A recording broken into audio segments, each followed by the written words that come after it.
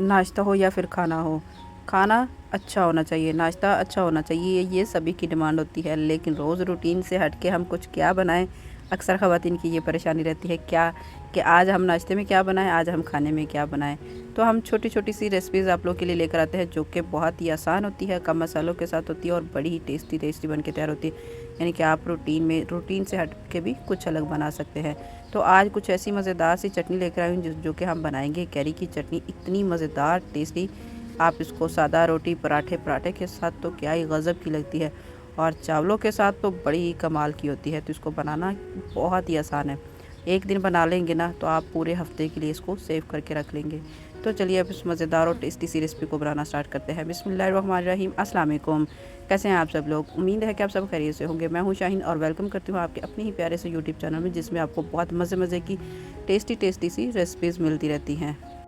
तो इस मज़ेदार और टेस्टी सी खट्टी मीठी चटनी को बनाने के लिए हमें क्या चाहिए होगा। सबसे पहले हमने जो इसका जो इंग्रेडिएंट लिए है, इसमें ले लिया है मैंने 2 से 3 अदद टमाटर, 2 अदद छोटी वाली कच्ची अम्बी ले ली है, कैरी ले ली है, और थोड़ी सी इसमें 5 से 7 हरी मिर्च ले ली है, 2 अदद प्याज ले लिए, 1 लहसुन का जावा ले लिया है, और साथ में थोड़ा सा हरा धनिया भी उसको हम अलग से काट लेंगे।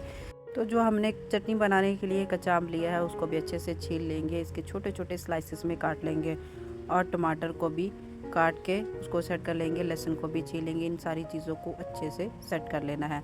तो सेट करने के बाद हमें एक फ्राई पैन में लेना है, फ्राई पैन में 3 से 4 टेबलस्पून ऑयल डालना है, और इसको अलट पलट करते हुए पकाना है तकरीबन 10 से 15 मिनट। 10 से 15 मिनट से ज़्यादा टाइम नहीं लगेगा, सिर्फ और सिर्फ 10 से 15 मिनट टाइम लगेगा, और बड़ा ही अच्छे से ये पक के तैयार हो जाएंगे।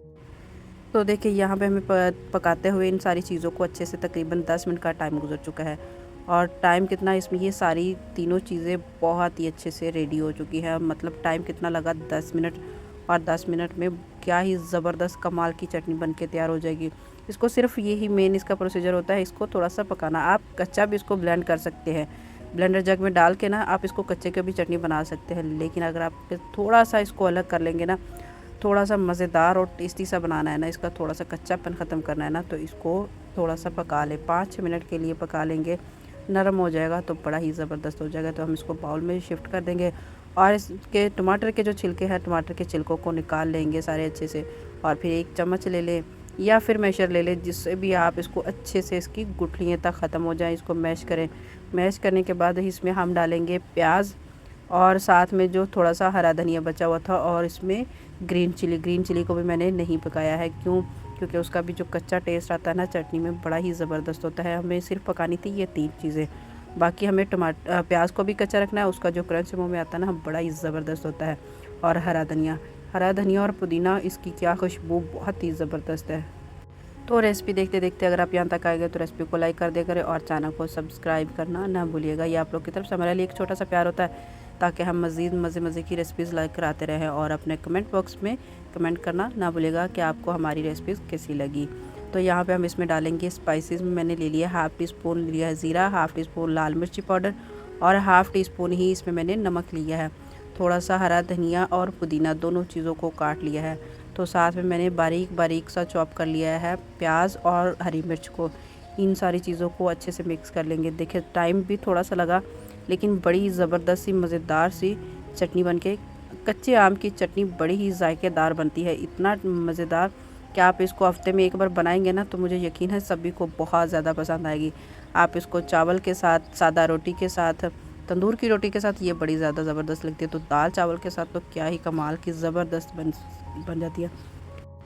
तो हमारी कच्चे आम की चटनी तो बन के रेडी हो चुकी है। इसकी लुक देखे कितनी ज़बरदस्त, देखते ही आ रहा है ना मुंह में पानी, इतनी मज़े की और टेस्टी लग रही है। तो अभी हम आ जाते हैं ज़ीरा पराठा की तरफ।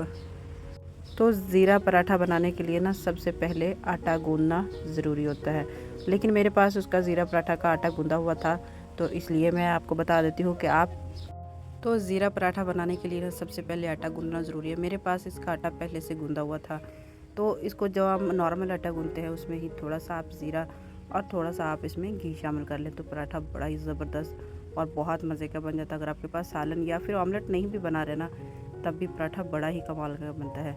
तो यहाँ पे मैंने छोटे छोटे से पेड़े बना लिए, इसकी एक रोटी बेल ली है। आप चकोर बना लें, जैसा भी आपको पसंद हो।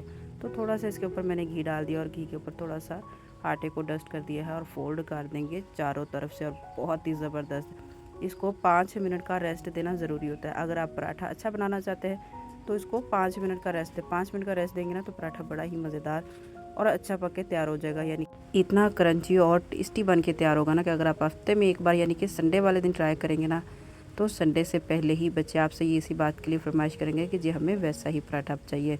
तो यहाँ पे मैंने तवे के ऊपर डाल दिया है। तवा ज़्यादा गर्म नहीं होना चाहिए, मीडियम टू लो होगा ना। अगर आप आंच जो है मीडियम टू लो रखेंगे ना तो पराठा बड़ा ही ज़बरदस्त पक के तैयार होगा। अगर तो आप हाई फ्लेम कर लेंगे तो पराठे अच्छे नहीं पकेंगे, फिर यह सड़ जाएंगे। तो सड़े हुए पराठे वो जल जाते हैं तो वो किसी को भी नहीं पसंद आते, बच्चे तो बच्चे, बड़े भी नहीं खाते हैं।